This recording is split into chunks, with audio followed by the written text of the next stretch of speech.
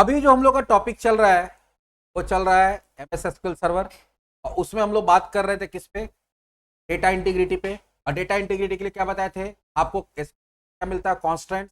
और 3 constants already हम लोग पढ़ चुके, प्राइमरी की, यूनिक की और डिफॉल्ट। एक और इंपॉर्टेंट हमारे पास कॉन्स्टेंट होता है जो डोमेन इंटीग्रिटी में ही यूज होता है। प्राइमरी की तो इंटिटी में आता है और डोमेन में 3 आता है, 3 में ऑलरेडी पढ़ चुके हैं, यूनिक और डिफॉल्ट। ये तीसरा चेक। चेक में क्या होता है कि अगर आपके पास कोई ऐसा कॉलम है में अगर कोई डेटा आ रहा है और उसमें आप कस्टम वैल्यू पे चेक करना चाहते हैं। कस्टम वैल्यू मतलब क्या है, जैसे कि कोई यूनिक के लिए चेक कर रहा है, कोई किसी कर रहा है। यहाँ पे ऐसा है कि नहीं, जैसे मान लो जेंडर नाम का कॉलम, हम चाहते हैं उसमें मेल फीमेल अदर ये 3 वैल्यू छोड़ के कोई दूसरा वैल्यू ना पाए। सैलरी नाम का कॉलम है, हम चाहते हैं कि मिनिमम सैलरी 5,000 और मैक्सिमम सैलरी 1,500 आए। 5,000 से नीचे डाले तभी भी ना ले, समझ में आ रहा है, और 1.5 लाख से ऊपर डाले फिर भी ना ले। डेट ऑफ बर्थ है तो हम देना चाहते हैं कि भाई मिनिमम डेट ऑफ बर्थ इतना होना चाहिए। मान लो कि अगर हम डेट ऑफ बर्थ ले रहे हैं तो हम चाहते हैं, जैसे मान लो कि आपका सैलरी बताए, रेंज दे दिए, डेट ऑफ बर्थ है, हम लोग चाहते हैं कि मेरा जो एम्प्लॉय है वो मिनिमम एज 18 साल होना चाहिए। तो आज से 18 साल पहले का डेट आना चाहिए। अगर 18 साल से उसका एज कम आ रहा है तो वो डेट ऑफ बर्थ है ही ना। तो कोई भी ऐसा कॉलम है जहां पे वैल्यू जब आ रहा है तो हम कंडीशन देना चाहते हैं, वो कंडीशन को पास करे तो उस कॉलम में वैल्यू आए, और कंडीशन को पास नहीं आ रहा तो वही वायलेशन वाला मेरा एरर आके पूरा डेटा को क्या करे, डिस्कार्ड कर दे, डेटा एक्सेप्ट ना करे। तो उस तरह का काम करने के लिए हम लोग किसका यूज करते हैं, चेक कांस्टेंट का।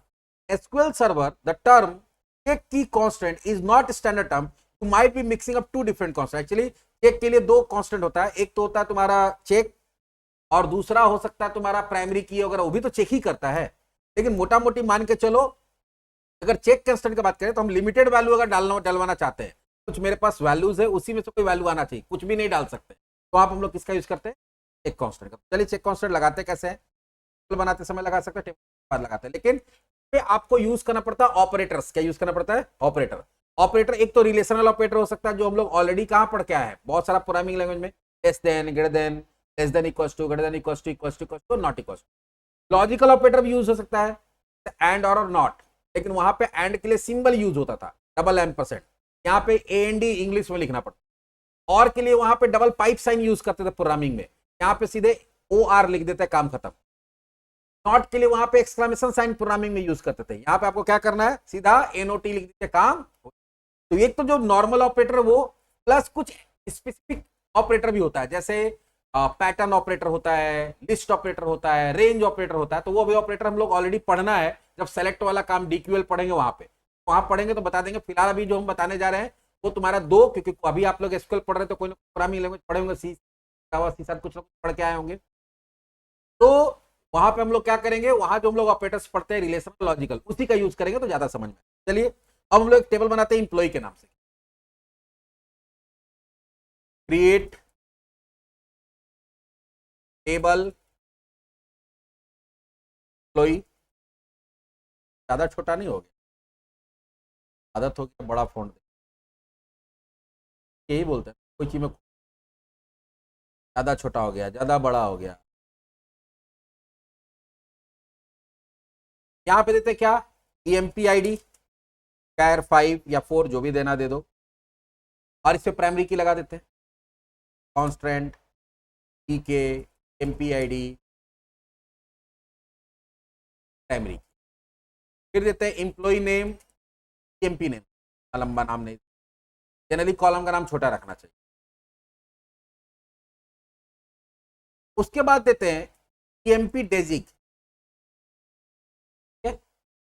और डेजिग नहीं, पहले जेंडर देते हैं, जेंडर यहां देते हैं वैरकैर।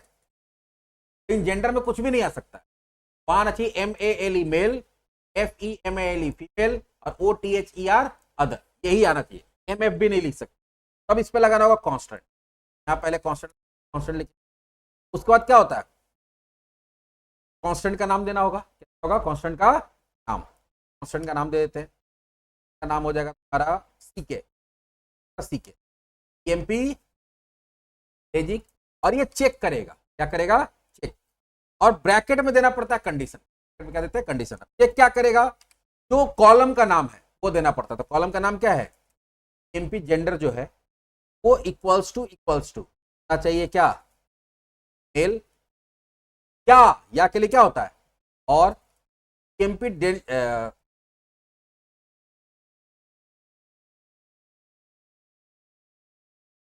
क्या इक्वल्स टू होता है, डबल इक्वल्स टू नहीं होता। ईएमपी जेंडर इक्वल्स टू क्या होना चाहिए? मेल। और ईएमपी जेंडर इक्वल्स टू क्या होना चाहिए? अदर। यहां पे हम लोग कंडीशन बना दी। कंडीशन क्या बता दिए? 3 वैल्यू बताए हैं। जो ईएमपी का जेंडर डाला गया है उसको चेक करेगा कि जेंडर का वैल्यू या तो मेल होना चाहिए या, और में तो क्या तीनों में से कोई एक होगा तो चलेगा। एंड कर देते क्या होता, दोनों कंडीशन ट्रू होना चाहिए, तीनों होना चाहिए। यहाँ क्या तीनों में से कोई एक, तो अगर आप मेल डाल दिए तभी भी ट्रू बताएगा, ट्रू बताएगा तो ले लेगा। फीमेल बताए तभी भी ट्रू होगा, अदर डाले तभी ट्रू। लेकिन ये 3 वैल्यू छोड़ के अगर कोई वैल्यू डाला जाता है तो वहां पे कंडीशन क्या हो जाएगा? फॉल्स हो जाएगा। तो देखो इसका सिंटेक्स क्या है, कॉलम का नाम डेटा टाइप कांस्टेंट, कांस्टेंट का नाम चेक, और जो भी कंडीशन देना होता है वो चेक कहां देते हैं? ब्रैकेट में। और कंडीशन बनाते समय भी जो कॉलम का नाम, वो कॉलम का नाम यूज करना। ये जेंडर हो गया, एक कांस्टेंट लग गया देखो हम लोग। उसके बाद हम लोग लगाते हैं EMP D O B, EMP D O B, यहां देते हैं डेट, और इसमें भी कांस्टेंट लगाते हैं। मेरा जो डेट ऑफ बर्थ होना चाहिए वो आज से पुराना डेट होना चाहिए, आज से पुराना।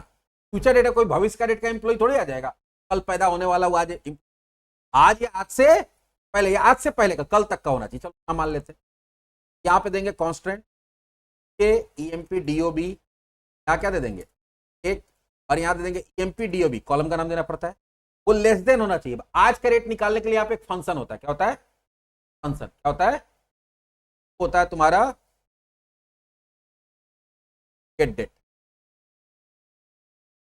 गेट डेट दे दिए तो गेट डेट क्या करेगा? सिस्टम का जो करंट डेट है वो आएगा, तो उससे पहले का होना चाहिए, आज से पहले का। तो कल तक का डेट, कल मैंने जो बीत गया कल, यस्टरडे, यस्टरडे तक का डेट लेगा, आज का भी डेट नहीं लेगा, और फ्यूचर का भी डेट।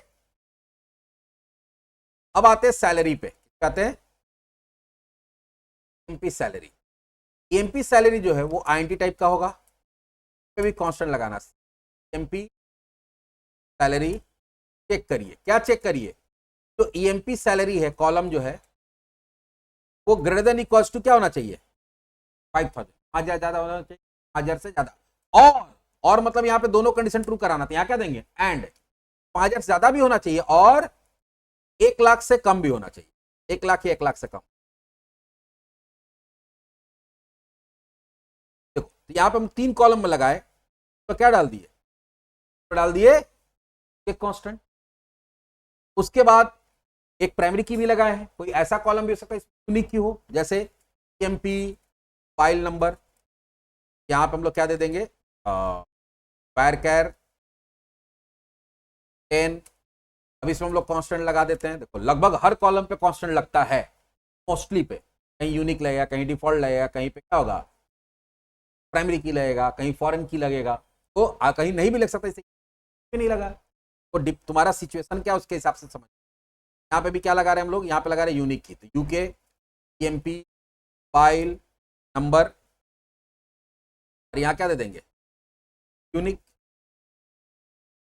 तरह से हम यहाँ पे मान लो कि देते हैं एमपी सिटी, दिए एमपी सिटी। देखो धीरे धीरे धीरे धीरे हम लोग हर यूज कर सकते हैं। 100, हम चाहते हैं कि अगर सिटी ना पास करें तो बात चला जाए, यहाँ क्या लगा देंगे? Default, constant DF MP city default. अब ब्रैकेट में वैल्यू दे देंगे, टेबल लगाते समय ब्रैकेट में वैल्यू देना पड़ता है। बाद ऐसे हम लोग चाहें तो बहुत सारा कांस्टेंट लगा सकते हैं। देखो एक प्राइमरी की लग गया, 3 चेक की लग गया, एक यूनिक लग गया, एक डिफॉल्ट लग गया। आगे जाके हम लोग फॉरेन की पढ़ेंगे तो टेबल में फॉरेन की भी हो। अभी देखो पूरा स्ट्रक्चर्ड हम लोग टेबल बना दिया। अब चेक करते हैं मेरा कांस्टेंट काम कर रहा है नहीं। इंसर्ट एम्प्लॉई वैल्यूज, यूनिक और डिफॉल्ट, और हम लोग क्या नाम है प्राइमरी की चेक किए हुए हैं, खाली क्या चेक कर रहे हैं? चेक को चेक करते हैं। 201 नेम अजय कुमार। अब आते हैं जेंडर, जेंडर में हम एम लिख देते हैं। डेट ऑफ बर्थ कोई भी देते हैं 2003।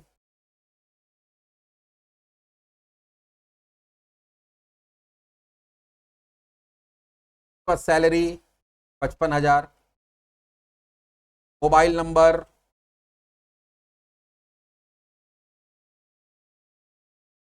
और सिटी में भी दे देते हैं। रन करा के एरर आ गया। क्या बता रहा? वायलेशन ऑफ चेक इंसर्ट, मतलब वायलेशन ऑफ कॉन्फ्लिक्ट बता रहा। कौन सा? डेजिक नाम का कॉलम बना दिए। अच्छा यहाँ पे सॉरी, यहाँ पे गलती से डेजिक लिख, लेकिन यहाँ पे क्या है तुम्हारा, किस पे लगा हुआ था? जेंडर। तो मैं गलती से कोई बात नहीं, यहाँ जेंडर देना था, नाम से कोई लेना देना। लेकिन देखो ये क्या बोल रहा है, वहां बताया कि एम एल मेल होना चाहिए, एम एल फीमेल होना चाहिए। हम यहाँ क्या लिख दिए थे? एम से नहीं लिया था। यहाँ पे हम लोग देते हैं आज का डेट, या कोई ऐसा डेट देते हैं बात कर रहा 33/2000 को ठीक कर दिए, इसको क्या कर दिए? फ्यूचर का डेट दे दिए। और वहां क्या बता के रखे कि आज से पहले वाला डेट होना। फिर आगे देखो कॉन्फ्लिक्ट पर किस में आया है? तो भी में हम बताएं कि आज से पहले का डेट आना चाहिए, तुम बता रहे हो 2033। ले रहा नहीं ले रहा ना? क्या के भी गलत डेटा जा रहा है, इनकरेक्ट डेटा जा रहा नहीं जा रहा ना? यही तो हो रहा है डेटा इंटीग्रिटी में क्या बताते हैं कि करेक्ट डेटा जाना चाहिए, गलत डेटा नहीं जाना चाहिए, नहीं जा रहा गलत डेटा। जैसा हम चाह रहे हैं वैसा ही डेटा जा रहा है। चलिए इसको भी सुधारते हैं, वापस इसको 2003 करते हैं। सैलरी 55,000 की जगह चूक ज्यादा जीरो चला गया, 55 की जगह कितना हो गया? 5,50,000। सोचो मजा आ जाए। कंपनी शेयर में रखे और अकाउंट में क्रेडिट हो रहा 5,50,000, मजा आ जाएगा। इस हो सकता है ना टाइपिंग में।